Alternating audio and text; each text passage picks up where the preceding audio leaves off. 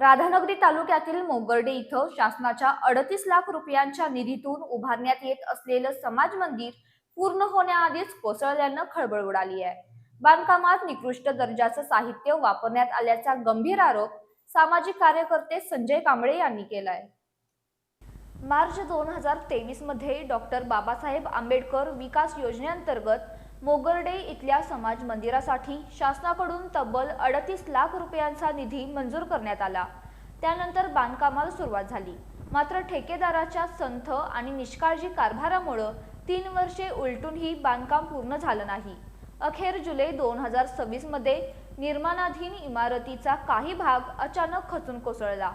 समाज मंदिर पूर्ण होण्याआधीच बांधकाम कोसळल्यानं शासनाचा लाखो रुपयांचा निधी वाया जाण्याची शक्यता निर्माण झाली आहे। या घटनेमुळे ग्रामस्थांमध्ये तीव्र संताप व्यक्त होतोय।